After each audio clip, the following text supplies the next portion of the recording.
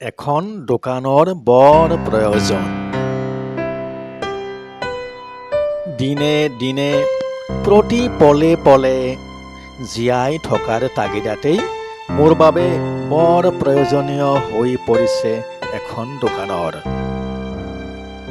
য'ত এখন ছাইনবোৰ্ডত লিখা থাকিব, ইয়াত 100 টকা মাচুলৰ বিনিময়ত 10 মিনিটৰ বাবে মই তোমাক ভাল পাওঁ বুলি কোৱা হয়।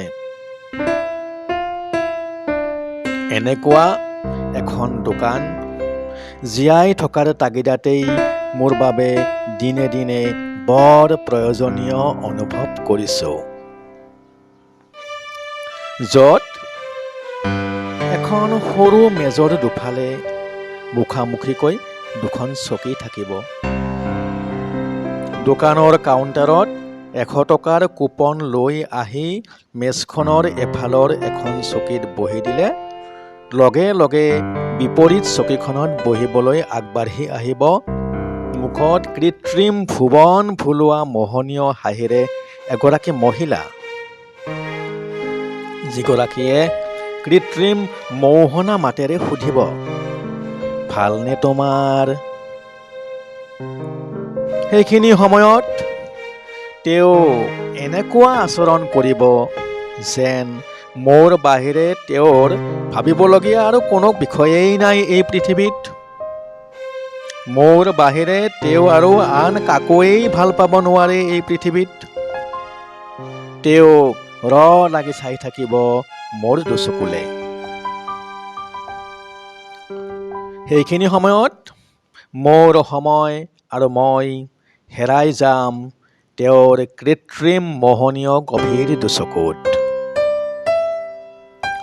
মুহূৰ্তৰ বাবে পাহৰি যাম বাস্তৱ পৃথিৱীত যে এটকাৰ মৰম পাবলৈ 1000 টকা খৰচ কৰিবলগীয়া হয় সেই কথাটো।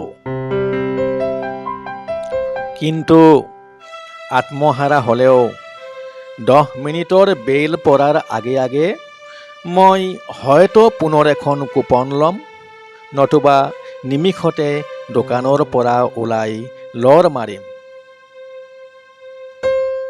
কাৰণ মোৰ সহ্য নহ'ব 10 মিনিটৰ বেল পৰাৰ লগে লগে সেই মোহনীয় মুখৰ মহিলাগৰাকীয়ে কঠিন মুখমণ্ডলেৰে ৰুদ্ৰমূৰ্তি ধৰি বিৰক্তিৰে কোৱা সঁচা কথাষাৰ, তোমাৰ সময় শেষ, তুমি 10 মিনিটতহে কুপন লৈছিলা, হয় আৰু এখন কুপন লোৱা, নহয় সোনকালে ইয়াৰ পৰা উঠি যোৱা।